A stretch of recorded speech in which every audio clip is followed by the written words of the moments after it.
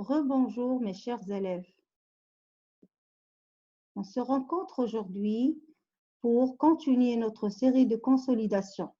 Aujourd'hui, on va s'intéresser davantage au vocabulaire et à la production de l'écrit.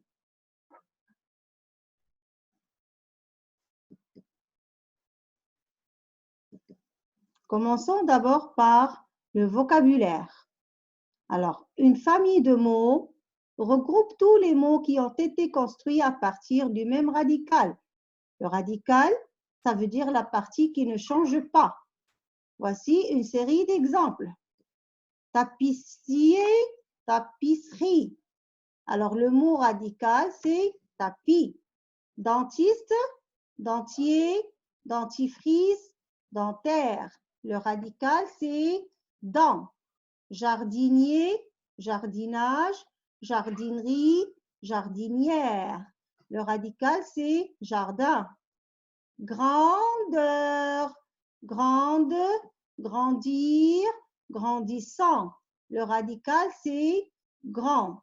Donc, je répète, les mots d'une même famille sont formés à partir d'un même mot qui est le mot simple ou bien le radical.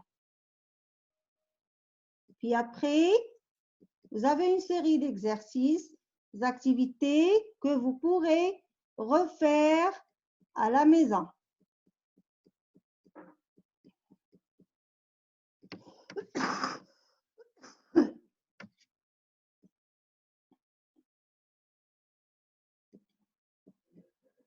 Puisqu'on vient de parler des familles de mots, on devra certainement parler des préfixes et des suffixes.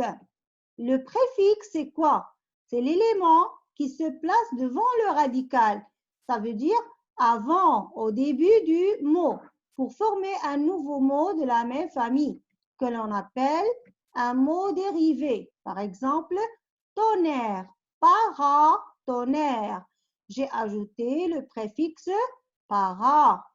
Possible, impossible. J'ai ajouté le préfixe un. Heureux, malheureux. J'ai ajouté le préfixe mal. Et maintenant, pour le suffixe est un élément que l'on ajoute à la fin du mot simple pour former un nouveau mot de la même famille appelé mot dérivé. Alors, le mot simple, on vient de dire que c'est le radical. Exemple, dessin, c'est le mot simple. Le mot dérivé, c'est dessiner. C'est dessinateur. Présenter, le mot simple, c'est présent. Alors, il y a le verbe présenter, présentateur et d'autres mots encore si j'ajoute d'autres suffixes. Et vous avez encore une série d'exercices pour mieux fixer vos acquis. Donc ici, il faudra trouver les préfixes. Alors, selon les cas, puis il faudra trouver les suffixes et il faudra trouver le mot de base. Voilà, donc à la fin de toutes ces activités, je dois être capable de repérer facilement dans un mot le radical, le préfixe et le suffixe. On passe maintenant à la dernière leçon qui est celle des contraires. Donc, on peut dire le contraire de plusieurs façons. La première façon, c'est en utilisant un mot différent. Par exemple, il monte sur le toit, il descend du toit. Donc, les contraires ou bien les mots contraires sont monte et descend. Donc, j'ai donné un mot différent. Je peux dire le contraire encore en ajoutant un préfixe, puisqu'on vient de parler des préfixes. Il y a plusieurs préfixes qui servent à dire le contraire, comme un avec IN, visible, invisible. Un avec IM, prudent, imprudent. Mal, comme exemple, heureux, malheureux. Des, comme exemple, laver, délaver.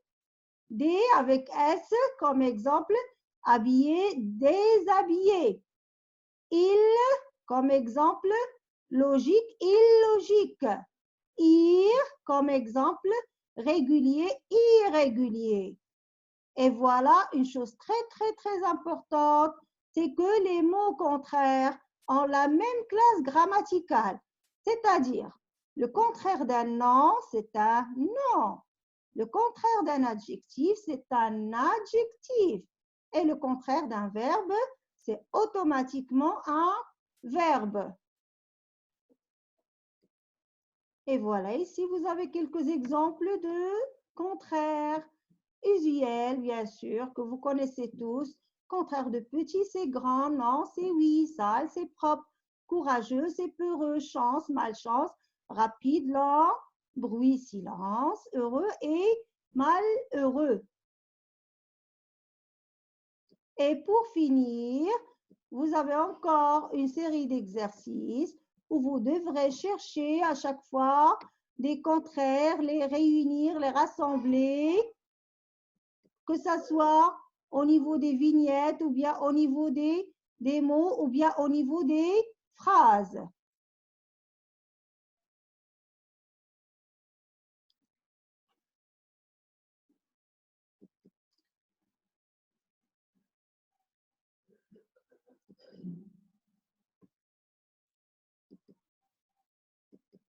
Et on passe maintenant à l'activité suivante, c'est celle de la production de l'écrit.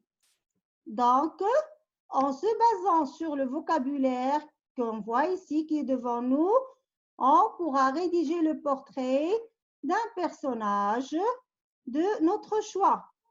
Alors, je dois attirer votre attention que pour rédiger ou bien pour brosser un portrait, il faut d'abord poursuivre des étapes. Alors, je dois d'abord parler du physique, puis de l'aspect vestimentaire, et enfin des qualités et des défauts, ça veut dire du portrait moral. Je ne dois pas mélanger pour que mon travail soit bien structuré. Donc, je commence par la taille, la corpulence, après par la façon de marcher, puis le visage, puis d'autres éléments à décrire, par exemple, la forme de la tête, le nez, les oreilles, les lèvres, la peau, les yeux, les cils, les sourcils. Bien sûr, ce sont des détails. Donc, on n'est pas obligé de dire tous les détails, sauf s'il y a bien sûr quelque chose qui est particulière, d'accord, sur laquelle je peux insister. Par exemple, il a des dents de bonheur pour une personne qui a des dents écartées. Voilà, je parle de quelque chose de particulier. Et après, je passe au portrait moral. Je cite quelques qualités ou bien quelques défauts. Alors, comme gentil, sympathique, serviable, aimable, poli, franc, sincère, malin, doux, partageur, bon joueur, courageux, curieux, créatif, appliqué, sage, amusant, ponctuel. Quelques défauts: terrible, ennuyeux, bagarreur, remuant, bavard, têtu, colérique, rancunier, mauvais joueur, réservé, jaloux, mou, tricheur, ainsi de suite. Et pour finir mon portrait, je peux dire, alors la personne que je décris aime quoi, elle n'aime quoi, elle n'aime pas quoi, elle est capable de faire quoi, elle n'est pas capable de faire telle ou telle chose.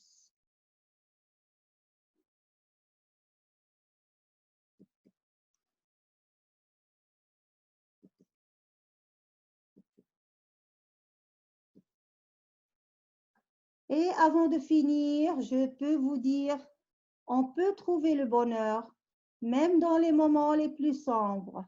Il suffit de se souvenir d'allumer la lumière. Nous sommes tous des étoiles. Il nous suffit juste d'apprendre à briller. Vous êtes tous des étoiles, mes chers élèves. Alors, apprenez à briller.